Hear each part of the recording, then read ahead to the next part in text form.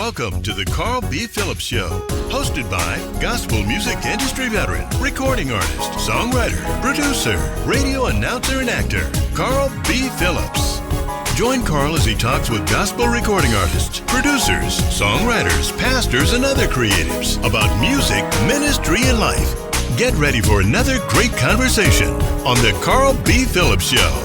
This week's guest on the Carl B. Phillips Show, gospel recording artist, Bishop Sean Coney.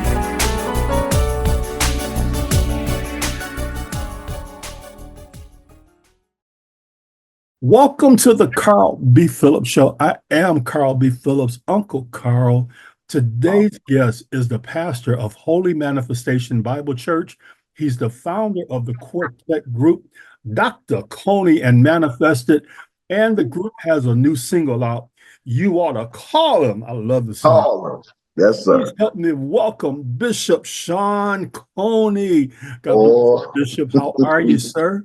Fantastic, man. It's been a great day all day. All day long. It's been a blessed day. I definitely agree with that. Well, as I told you, I'm going to ask a random question. Sure.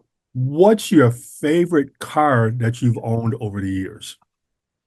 What was that? What is your favorite car, your favorite automobile, motorcycle, your favorite form of transportation that you've owned over the years? Man, it is a brown Aerostar, Ford Aerostar. That was the first car I ever bought. It had no power steering. And we bought it from some church people, man. It was just a fresh family. You know, I was man, we just had our first kid, and we was catching the bus to church, you know. Wow. And they decided to sell us this Aerostar for $400, and we didn't have no license. We had no plates on it. We were just riding through Grosse Pointe, getting stopped by police, and but it was that Aerostar, man, and it got us to church. It got us to work, and we laid it to rest. Well, it died on us when they had that big old snowstorm. And we left it right there on Gratiot and McClellan, and they never seen it no more. It's interesting. Yeah, that was our first vehicle, the Aerostar, man. What a blessing. You never forget that first car. Nope, never forget that first car, man. Because that's the car that got you off the bus. Man, well, for a minute. For a minute. Yeah, for a minute. Yeah, for a minute. Get us off the bus for a minute. Now, I was reading your bio. You are the youngest of 6 children. What are some of the fun things you remember doing with your siblings? Telling on them. I was a snitch.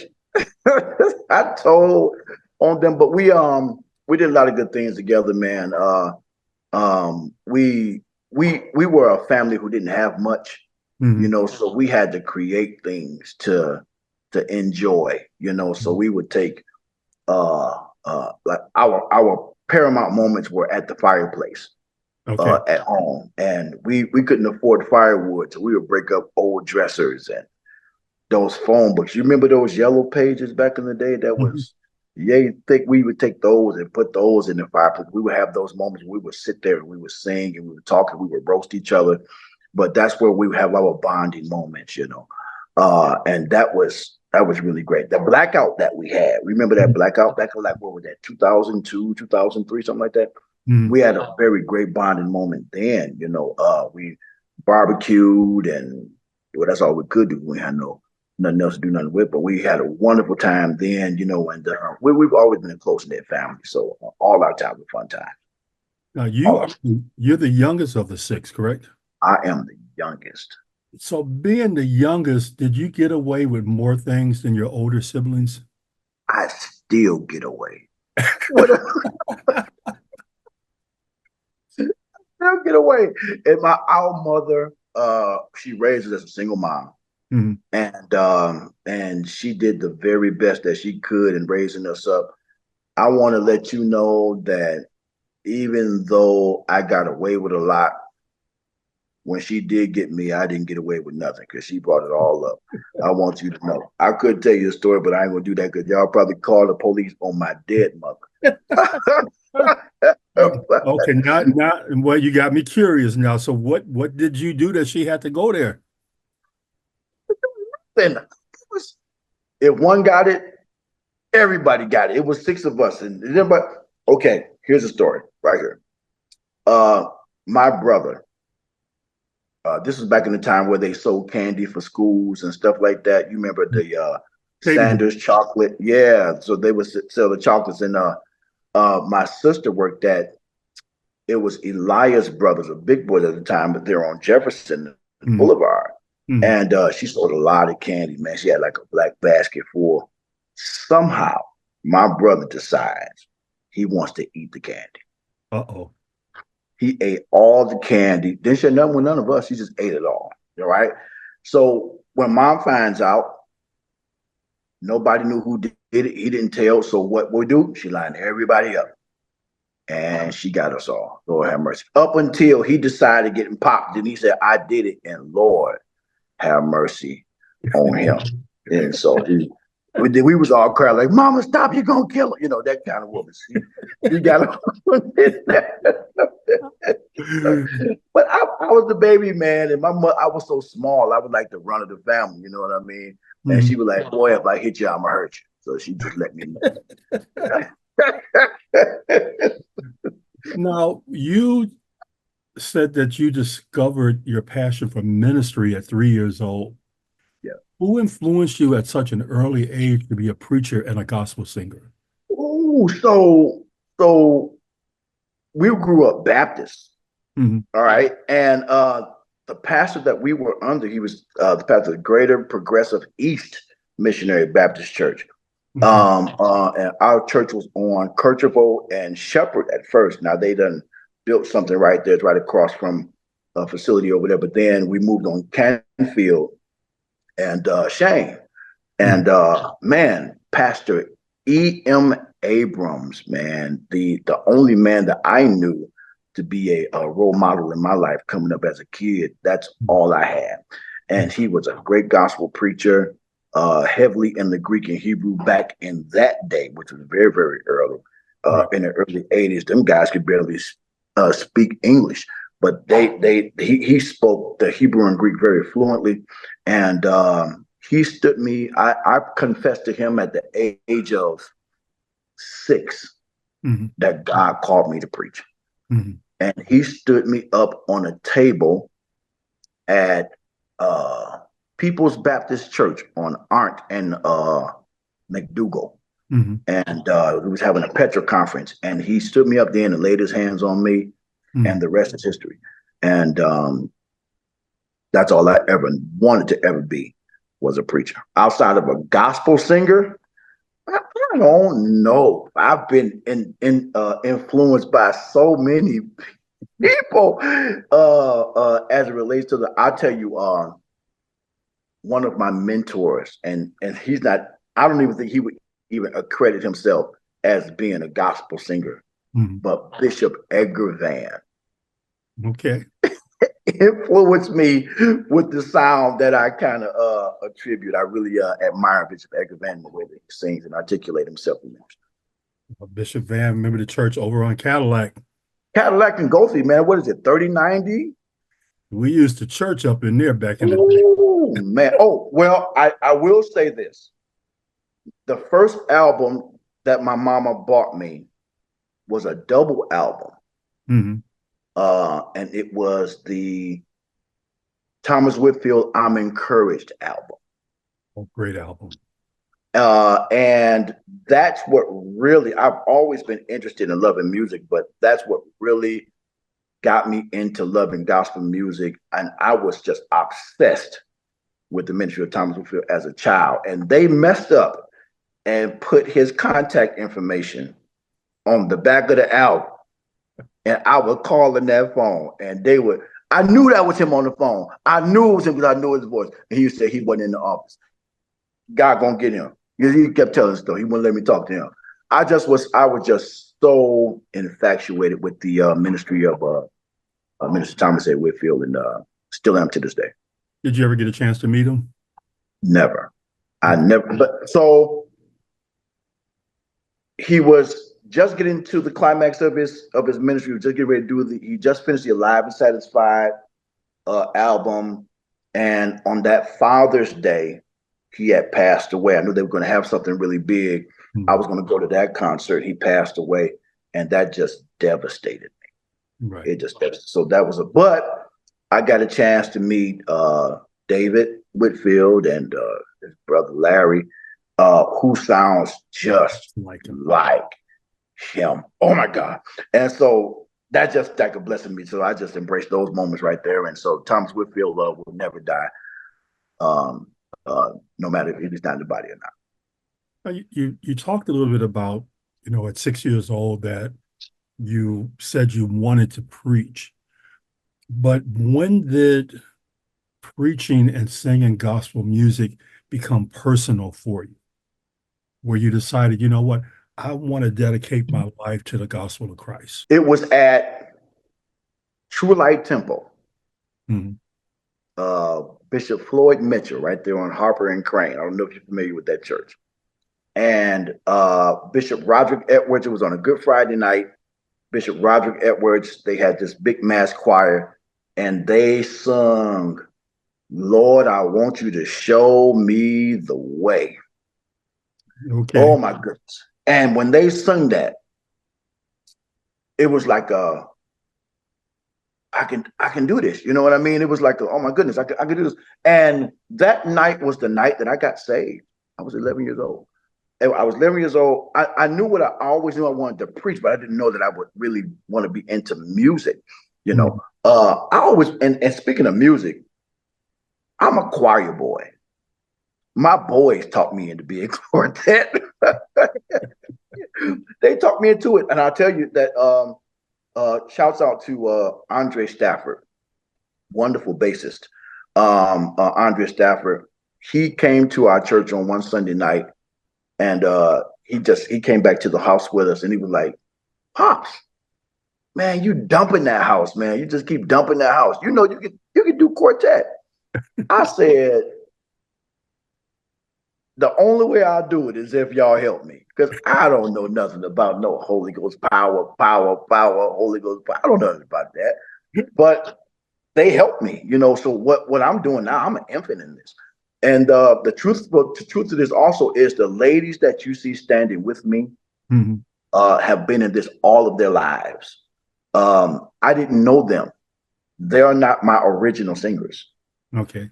They were brought in by my son, and he says, Dad, here they are. They rehearsed with them before I did. Wow. And when I met them, they knew all the material. I didn't know it. And they were supposed to just be stand-ins and became permanent, So my God. So I knew nothing. I knew nothing about quartet. Nothing. So I'm learning as I go. I want to talk a little bit about, you talked about your boys. Yes. You are the father of 7 children? I am the father of 7 children. I have 4 children in the state of Michigan and 3 children in the state of Mississippi. Yes. You were a traveling father? Traveling evangelist. Traveling evangelist. Oh. Well, let's just make this clear. For every mother that has blessed me with children, I was married to them. Okay. So it wasn't like I was Papa was a Rolling Stone and everywhere he laid his hat was his home. I was a committed man. And so if it didn't work, it just didn't work. But they can't say that my children are bastards. My children have fathers. I was married to their mother when they. Okay, so I'm just gonna ask, how many times were you married? 4. 4 times. 4 times. Okay. Which is I'm not ashamed of that, because it shows that I know how to commit. Okay. Some people frown upon it and be like, man, you've been married all these times. Well, I know a whole bunch of guys who've had more relationships than I have been married. You understand? And we don't look at that. So I committed to the people. If I'm going to be with you, I'm going to be with you. Now, if it doesn't work, it just doesn't work. But I'm going to make sure that if I'm going to be with you, I'm going to be with you. You know, it's interesting because a lot of times in the church, we look down on divorce. Mm-hmm. Like your honesty was like, this ain't working. No. Well, you know what? Listen, I tell you this. Do you still have your first car? Nope. Well, how come? Because it conked out. It clumped out. And because it's not working, did you just You let it go. keep walking? What'd you do? You got another car. Right. Because the agreement you had with that car was over. And this is how life is. And if life is life and if things aren't working, you just go ahead and do what you got to do to make life best for you. And I understand that things just doesn't work. If divorce wasn't in place, it wouldn't even be in the Bible. Right. Yeah, so it's there, and I don't frown on it. Now people can frown on me, and that's okay. That's their face, not mine. And we'll be okay. They can live their life the way they want, and I can live mine the way I want. And I'm not speaking in arrogance. I'm speaking in a surety that I know that God still loves me despite the choices I made. I mean, I'm divorced. So after 12 years of marriage, we got divorced. We still attended the same church. We were still friends. Life goes on. You know what? I'm telling you the truth. I'm probably better friends with them now than I was when I was with them. Save one. But I mean, I'm just some people get upset because it just didn't work and they just stay bitter. But I am really better friends with my ex-wives, and I am a better person because of them. They gave me some of the greatest gifts that I could. My God, my children are like the greatest. That's all I can say about that. They're the greatest. So are you single now? I am dating. You're dating now. So Yes, I am. Now, I've warned you that these interviews going to go different ways because these are none of my questions, but we're here. So would you consider getting married again? I'm open to getting married again, but there's just some healing that I need to get done within myself. I don't want to torture my future wife with some of the hurts and issues that I had from my prior relationships. I don't think that is fair. And I think that when I get to that place to where I am ready, then we'll go further. Yeah. So you're a pastor also of Holy Manifestation Bible Church. How do you navigate pastoring with not having a first lady in your life?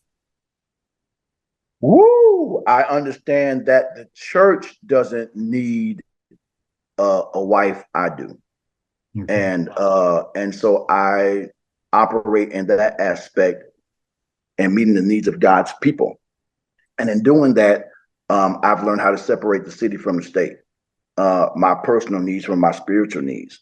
And that's how we pretty much navigate that. Now, I don't know what the requirements of other people, but I understand that my assignment negates what other people's recommendations are. So what led you to pastoring a church? Oh man, 2002. I always knew that it was on me to do that as a kid, but the Lord opened that door in 2002 to lead a people. I didn't know where these people were going to come from, but we started with the Bible study, and then here comes 8 people who says we need to get a place, and there it happened. From there, 2002. I just knew that this was God's call in my life. So you're the founder of Holy Manifestation Bible Church. I am the founder of Holy Manifestation Bible Church. It was actually, the name was given to me by my uncle, who is a prophet, and he says that this should be the name of your ministry. It was Holy Manifestation, a long line or something. I said, I'm not putting all that stuff on no building, so you can forget it. So, but the Lord, it started out as Holy Manifestation Church of Deliverance.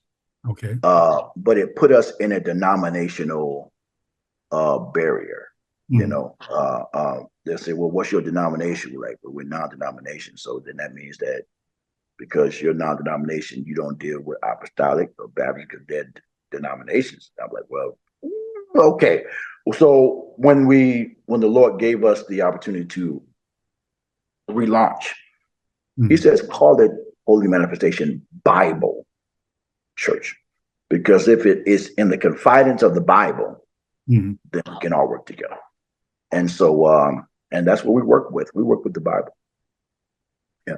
You know, we're in a generation where people talk a lot about church hurt, and you know, my parents made me go to church, so I'm not going to make my kids go to church. I'm sure you've heard all the stories. Yeah. With you being a pastor, what is your reasoning for people to come to church? Some people come to church because they just like it. Some people are addicted to it, man. And then there are some who actually come for deliverance. You know, some people come to church because they got fire on them, you know, and they got to get that fire taken off of them. You know, we all are coming for help. You know, I don't think what we should anyway. I can't even get into what some people come to church for, because then that'd be a whole nother discussion for a whole different day, you know. But at our church, I believe that people come because it's a hot church. We do a lot of dancing. We're pretty loud. We don't hold long. You get a sure word. And these are pretty much typical church people. Why do they come to church? I wish I could tap into their minds and find out, honestly. I don't know why people come to church. But the reason why I come to church is because I love God and I love serving his people. And that's what keeps me coming back week after week after week, because his show ain't the offering. It's not the offering.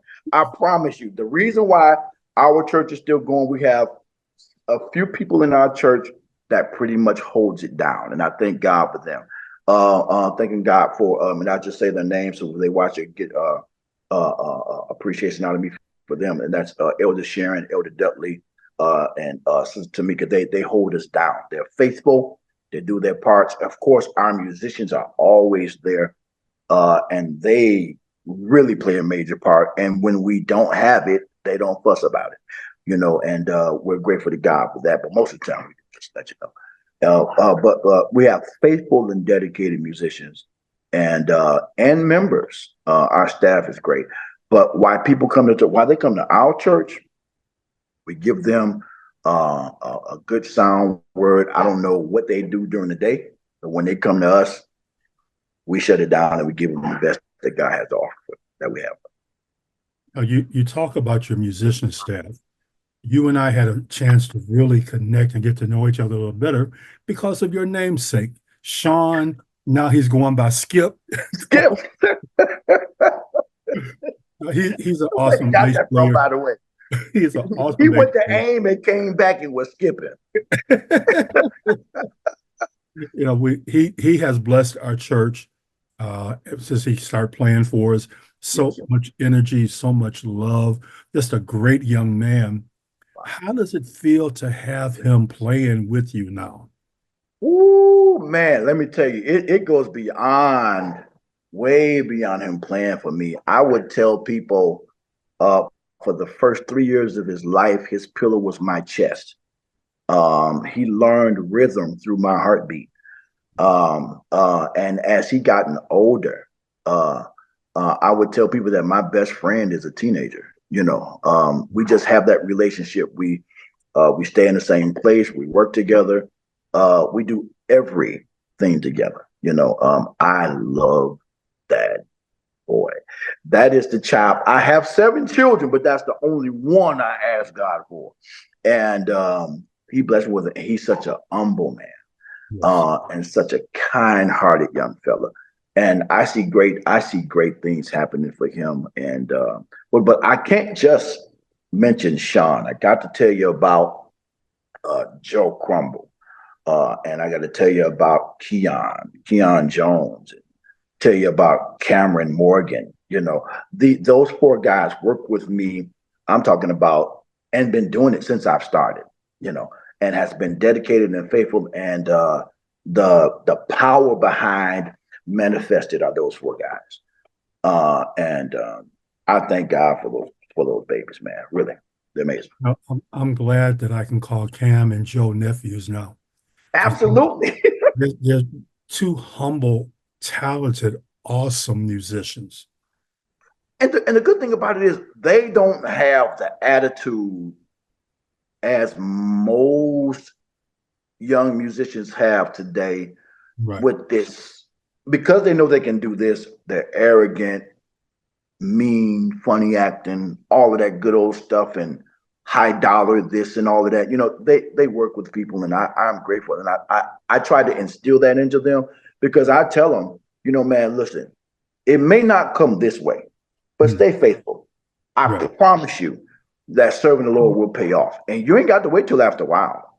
Oh, yeah. It'll come while you're here. Just stay faithful to it. And I definitely agree with Joe and with Cam and with Sean, and I can't leave out Eric. Definitely Eric. That's my man. That's my baby. They have brought such a life to our church, just being there. You know, when they get together and play, man, it is so awesome. And they're not hard to talk to, and they're open. That's right. I come to them and say, you know what, I need y'all to bring this sound. I need you to adjust this, do something a little differently. They're open, and they're not like, you know, you're not a musician, you don't know what you're talking about, but they're open to learn. So I really appreciate that about them. So you got some good musicians that over there at your church, and thank you so much. At our church also. Yeah. Thank you so much. All right, another random question. What is the best thing you've got going on in this season of your life? Manifested. This is the best thing right here. And thank you so much, man, for just pushing us and encouraging us, man. I've never been number one in nothing in my life. Never. I've always come in second place. I ran track, second place. It was just, I'm the sixth child. I mean, you know, I got the last piece of chicken most of the time, but it is just a joy to be counted as one in anything, man. It's just a tremendous blessing. Manifested is like one of the greatest things that are taking place right now in our life. It is amazing. These ladies are so excited, and they're dedicated and faithful. I take no credit. I am nothing without them. So, you know, I'm honored that, you know, I can play the single. I can make sure that you have a #1 single. That was my goal with my platform, is to give people an opportunity to experience something that they haven't experienced before. What was the story behind You Outta Call Him? What did I say it right? You oughta call him. So I gotta tell you the story behind that. I didn't arrange that. Okay. It was arranged by our percussionist, Keon Jones. And he was going through a season where he has diabetes, and he went blind. Oh, my goodness. He went blind. And during that season, the first song that he taught Manifested while he was going blind was You Oughta Call Him, because he couldn't see anybody. Oh, my goodness. All he can do is use his voice and call on people. And doing that, that's how he gathered the strength to write this or pen this or arrange this song. You ought to call him. Man, Jesus on the main line, man. You ought to call him. Because there's some people he probably called and they didn't answer. Right. It was the people he was probably depending on, and they did not respond. But when he found out, you ought to call the Lord. Lord have mercy. And I got to say this, that he arranged it. Sean, Joe, Cam, Keon also did portions of arranging the musical segment of it, but also Tony Stafford and Tony Stafford produced this for us, right? And when I tell you that Tony Stafford came on through, and Joshua Turntine the son of Harold Turntine, the grandson of Evelyn Turntine Agee. Those two produced this song. They did the engineering and the add-ins and the fill-ins, and they stayed at our church because the recording happened within our church. All the equipment is there, and they stayed there nights just doing this. Come back, you got to redo this. Come back and redo this, and they revamped the whole thing and made it what it is. They wouldn't even let me listen to the finished product until it was almost time to put it on the platforms. So it was amazing. I've told Tony Stafford that he is needed for this generation because what he's doing with quartet music in this city is so awesome. Please mark this. I told Tony that he'll be the next Donald Lawrence if he's doing, because Donald Lawrence is a great producer and composer, and everything he touches turns to gold. He's that way within the quartet spectrum, and when he put his hands to something, God blesses it. And I am so glad to be connected with Tony. Tony, Dre, Alan, all of them guys, man. Josh, these guys are really a tremendous blessing to me. And they made. I promise you, and I take no credit for what these guys have done. I'll mention their names until eternity, throughout eternity, that they helped us get to where we are, and we got some more stuff coming. One thing that I was at your anniversary service, yes, and I was shocked. Like all the young musicians are out here doing quartet music now. You're like me. I'm a choir head. I give me a big choir sound, but what they're doing with the quartet sound in Detroit, carrying on that legacy of quartet in Detroit. Yes, for a while, the quartet side was kind of dying out, but they're bringing it to a whole new generation, and people are loving it. You're loving it. Yes, So sir. you just mentioned that there's some more coming from your group. When can we expect more music? We'll be doing, you'll hear it here first. We'll be doing our CD debut the 29th of December. Okay.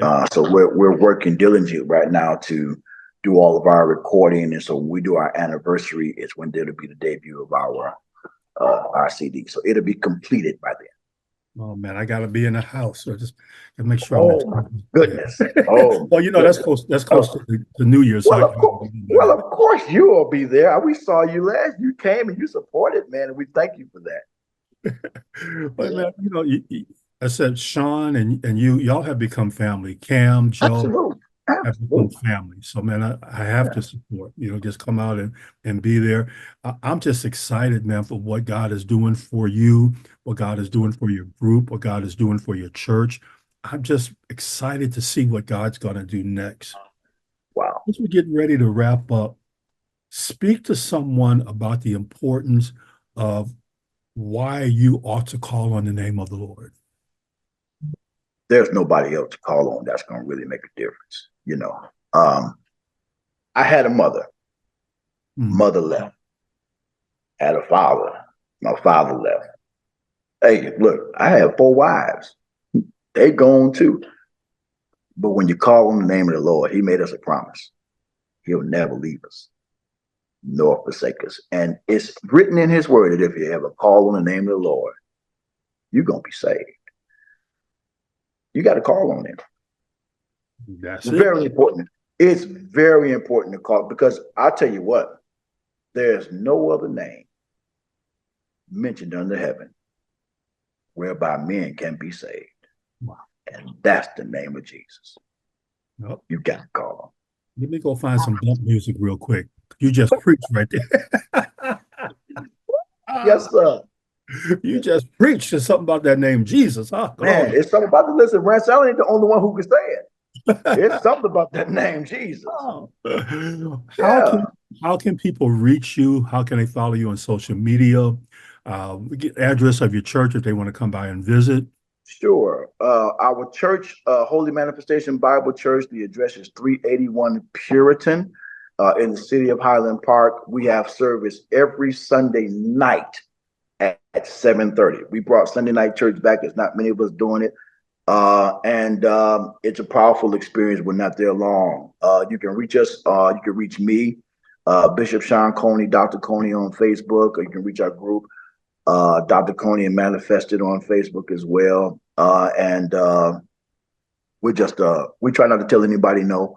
So if anybody wants to come and call on us to come, we'll be glad to come and serve if the date is open. Wow, man. This has been a great conversation. I have enjoyed talking to you. Again, everybody, make sure you Outta Call Him. Oh, my goodness. You do that little twirl thing in there. I love it. I've been trying to practice. Like, how does he do that? Everybody go crazy over that. So I really was just fooling around when we were doing that. And, man, it got good to me, man. And that's just what came out. And they kept it. So it's working. Yeah. I love it. Again, everybody, make sure you pick up their new single. Stop by Pastor Coney, Bishop Coney's church. Hang out with them a little bit on Sunday night. And I like to close like this, like I always do. Just reminding everyone to remember to work like you don't need the money, love like you've never been hurt, and dance like no one's watching you, and keep calling on that name, Jesus. God bless until we have a chance to meet again. God bless. The Carl B. Phillips Show is produced by Carl B. Phillips for Prove Me Productions. For more information about Carl B. Phillips, visit carlbphillips.com. Subscribe to The Carl B. Phillips Show on YouTube or your favorite podcast outlet.